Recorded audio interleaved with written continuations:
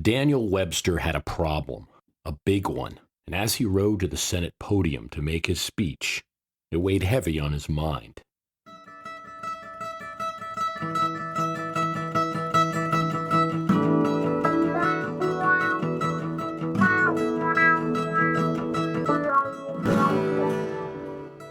The date was March 7th, 1850, and the speech would define Webster's political career. Webster had always been a committed opponent of slavery. From 1814 to the time of the speech, he had, with a small interruption, served Massachusetts in the House or the Senate as a Whig and an anti-slavery Whig at that. Now, along with the Lion of Congress, Henry Clay, a man who had also served in both the House and the Senate over about the same period, he was supporting a compromise, one that would do a lot of good things. Things that would never get done in a Congress with Southern members who could block legislation. Members, even Southern members, were about to abolish the trading of slaves in the nation's capital, a practice which was embarrassing for many in the North and troublesome for foreign visitors to the capital, many of whom had abolished slavery in their countries long ago. In addition to that, the state of California, the far-off land that represented the future of America, was about to enter the Union as a free state. These were big steps. Nevada, Arizona, Utah, and New Mexico, territories that had been won during the recent war with Mexico, would be admitted to the Union with no mention of their status. The territorial governments that would form there could decide. And if, like in California, miners and working men who didn't want to compete with unpaid labor voted for those states to be free, they would be free as well. This was an incredible batch of legislation for abolitionists, for those who wanted to contain slavery, except for one problem. The price of getting some of the pro-slavery Whig votes was that in addition to all of this legislation, a fugitive slave law would be passed, requiring the federal government to return slaves who were owned by Southerners who had escaped to the northern states would have to be returned. A slave who went as far as Maine would have to be brought back to Georgia. This was despicable for Northern abolitionists. For friends of abolitionism, the support of Daniel Webster for such an abhorrent crime was compared to the fall of an archangel. Worse, they called him a bankrupt politician seeking the presidency. For his part, Webster would emphasize that the Constitution already required the return of slaves, and that all members of Congress had swore an oath to abide by the Constitution. And right now, it wasn't being enforced, and all the legislation did was provide for that enforcement that had already been agreed upon. The benefits, Webster argued, for fulfilling constitutional duty was the new free states, the ban on slavery trading in D.C., the possible containment of slavery in the South, and, most importantly, the preservation of the Union. I speak not as a man of Massachusetts, not as a Whig, Webster said, but as an American. Webster was derided, as was Henry Clay, pro-slavery and abolitionists, men who were far apart as could be on American politics of the day, men like William Seward, the newly elected Whig from New York, an abolitionist, and Jefferson Davis, the stalwart of Mississippi. Both agreed on one thing. They didn't like what Webster and Clay were doing. They didn't like the compromise. But people liked it. The compromise was popular with Americans, and Millard Fillmore, the vice president who would become president upon the death of President Zachary Taylor. When Fillmore became president, he used the power of his office to persuade Northern Democrats, men like Stephen Douglas, and Whigs to come together and support the legislation. Things that would never get done in a Congress with Southern members who could block legislation. And the legislation was passed, the Compromise of 1850, not just one bill, but a series of bills, each of which could get enough votes to pass. Many members voting differently on each bill, the Henry Clay way, methods that are still used today in Congress.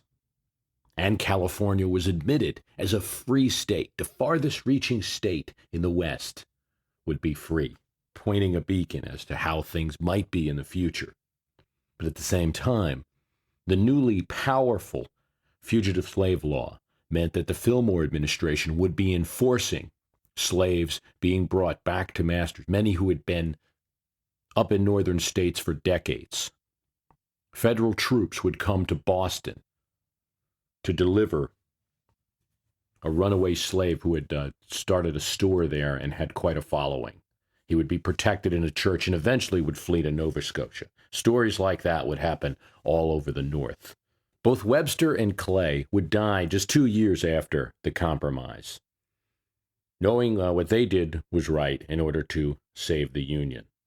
And although Webster lost a lot of friends, the compromise most likely put off war between North and South for 10 years. And for the North, the 10 years of expansion to the West and money being made, of manufacturing improving, not to mention the California gold, assisted in the war effort to great degrees. A bitter pill was swallowed, perhaps for a good reason. As Speaker Newt Gingrich made his way over to the White House in December of 1997, he might have known how Daniel Webster felt. The leader of the conservative revolution in Congress turned over a Congress that had been held by Democrats for over 40 years, had been bested in a budget showdown by President Clinton, narrowly escaped a coup by his own conservative congressional members. He was supposedly coming over to the White House to resume the 1998 budgets, which presumably were going to go a lot better than the showdown over the 96 one. But that's not why Gingrich was really coming to the White House. He and the president were in collusion of sorts. They were to talk about a deal that was the moral equivalent, perhaps, in 1990s politics of the Compromise of 1850 for its time, a way of saving Social Security between the two parties. Clinton and Gingrich had phone calls, and conversations had gone on between each of their closest aides. Erskine Bowles, the chief of staff under Clinton during his second term, helped to negotiate a meeting. Gingrich liked Bowles. Bowles was a moderate Democrat from North Carolina and a business person. Many aides also suspected that Gingrich and Clinton liked each other. Both were highly intellectual politicians. They liked to debate history and talk about policy, although their politics, of course, were very different. The nuances of the relationship between Clinton and Gingrich were such that key aides wanted to keep them away from each other. At the meeting, they agreed to a deal that went something like this. Gingrich would anger many Republicans by not using the newfound surplus. There was a surplus in the 1998 budget, if we remember, for a tax cut. He wouldn't use it for a tax cut, but instead would use it to shore up the Social Security Trust Fund, the type of policy that Clinton had advocated.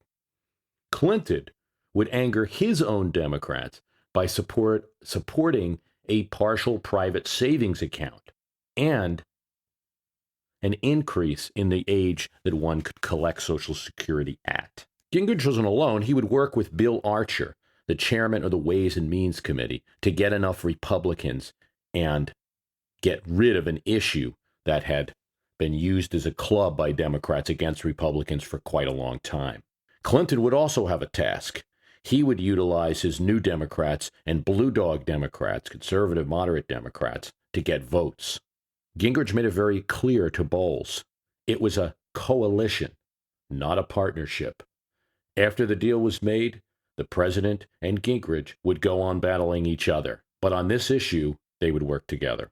Gingrich would endure the wrath of Tom DeLay, the majority leader of the House, and one who already found Gingrich to be too intellectual, soft, and not willing to take on the White House in every battle. Clinton would incur the wrath of Dick Gephardt, who felt that Clinton was not a true Democrat, who had already made a speech at the John F. Kennedy Center for Politics, sort of, without taking Clinton directly on, advocating that Democrats must act like real Democrats, an indication that at least Mr. Gephardt would be providing some intra-party opposition and perhaps running for president in 2000. Both knew that they could probably best these opponents in their own party, especially given the status of statesmanship that such a deal would give them. In the 1990s, Americans were sick of politics. Ross Perot had gained a lot of votes in both the 92 and 96 elections. Clinton had won re-election, but narrowly.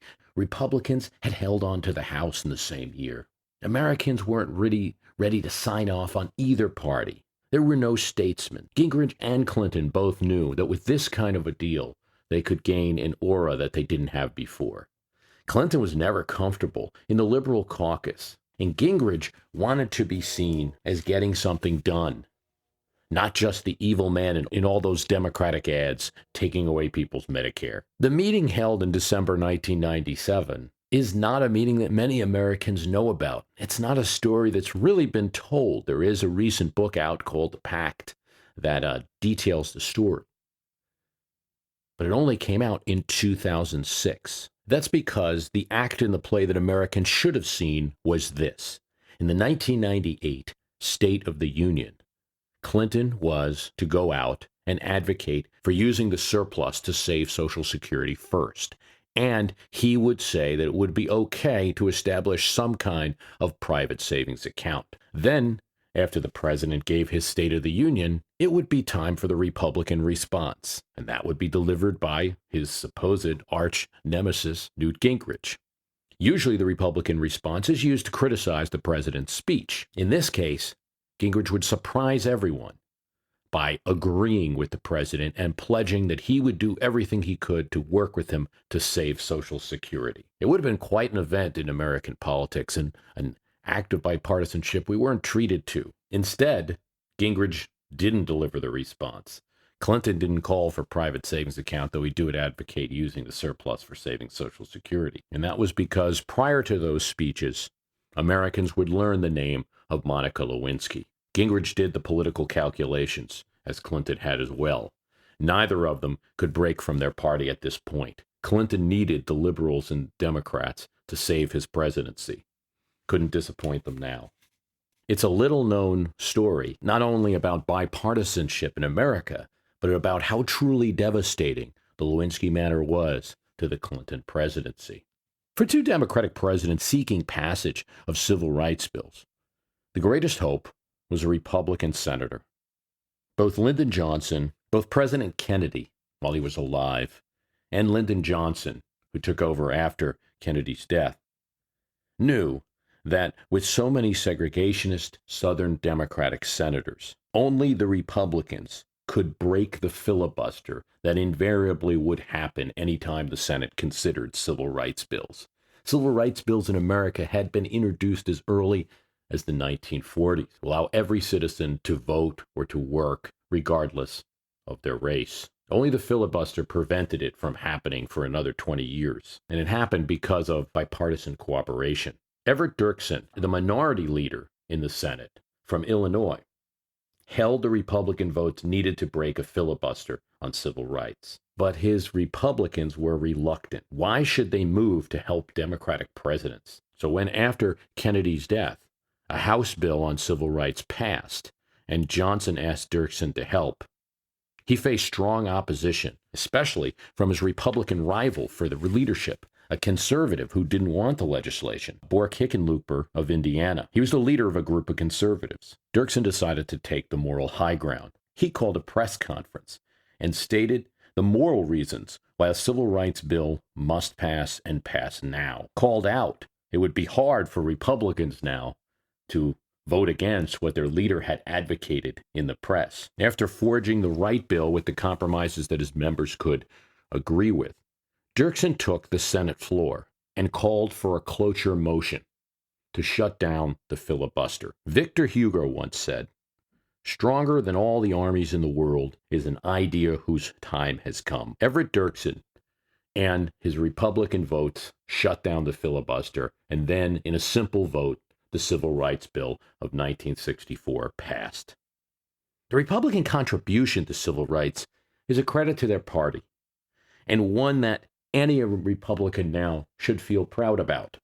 But it's one that's eclipsed in history because in the very same year, just a month later, The party nominated Barry Goldwater, a person who was a conservative who was running against civil rights and getting the votes of the same Southerners who had filibustered.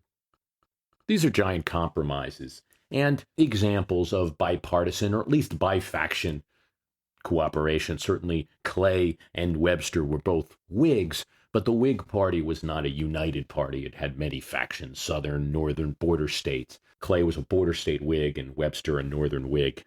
Americans tend to like these compromises, and major pieces of legislation in America have often passed through some series of compromises. Not exclusively so, however. One of the most famous examples of bipartisanship was when Abraham Lincoln chose Andrew Johnson, member of the Democratic Party, but a war Democrat who had supported the Union effort in the Civil War. Lincoln realized that without those war Democrats, he would not have been able to fight the war. And so Andrew Johnson of Tennessee became his vice presidential nominee. And that was symbolic of other cooperation that Lincoln got, at least in the war effort, from war Democrats. Civil War is very much a bipartisan war. But is bipartisanship always good? Perhaps not. Here's one bad example. Both parties in Congress compromise on ethics to keep it off the table. The House of Representatives makes its own rules. The Senate makes its own rules. The House of Representatives has an ethics committee. Both Republicans and Democrats have had an unwritten rule to keep ethics questions off the table. No one challenges another member of Congress of whatever party. Only when a congressman, Chris Bell of Texas, was redistricted and then would no longer be in Congress, he put in a complaint about Tom DeLay, which led to Tom DeLay's indictment. Interestingly enough, Bell was chastised by many, even Democrats, for breaking the pledge on ethics. Some might argue that the House might be flooded with ethics complaints going back and forth if it were opened up, but in my mind, that's an example of bipartisanship gone bad. In 1974, bipartisan negotiations, which were directed by Nixon White House Chief of Staff Al Haig, almost stopped the impeachment and brought it to a special committee, which would have had members more favorable to the Nixon White House than the Judiciary Committee, which was led by partisan Democrats. Bipartisan efforts there might have allowed Nixon to stay in the White House. Finally, in 1861, before President Lincoln was able to take office in March, bipartisan efforts between elected Republicans and border state Whigs and Unionists might have led to a constitutional amendment against any prohibition on slavery in an attempt to avoid a war, whether it would have worked or not.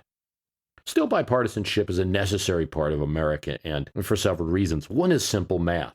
The members of the Constitutional Convention and everyone who's had a role in government since then created so many checks and balances, committees, veto overrides, filibusters, etc.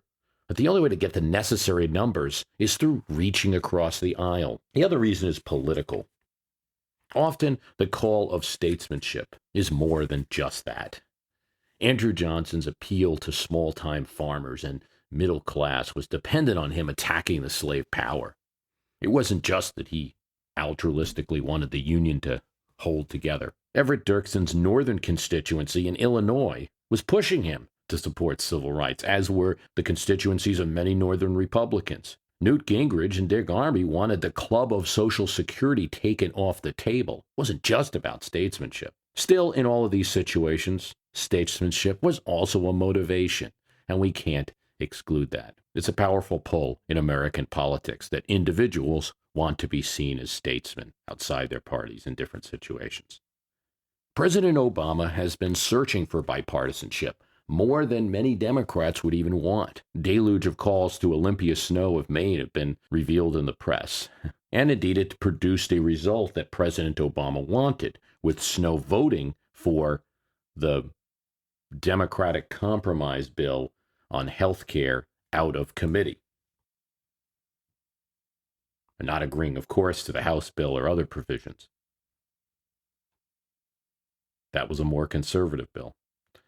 In the House of Representatives, Joseph Gow of Louisiana became the only Republican to vote yes on the Democratic health care legislation. Don Young of Alaska, a good friend of Gow's, came close to doing so, and made a point of walking with him, standing by him as he voted yes on the Democrats' health bill, just in case Republican colleagues tried to talk him out of it on the way to the vote. Some Democrats were happy to see at least one Republican vote for the health care bill. Republicans angered at this one maverick Republican. But Gal's motives, like so many other examples of bipartisanship, not all altruistic. He represents the district previously held by William Jefferson, a congressman who had been indicted and thus lost his seat to a Republican. The health care bill is extremely popular in his constituency. In the case of Olympia Snowe, she's more well-established, but still represents a state where the president won by a large margin. Bipartisanship does matter, and Americans will look at, certainly the media will look at, and certainly politicians will look at, how many Republican votes President Obama gets for his legislation.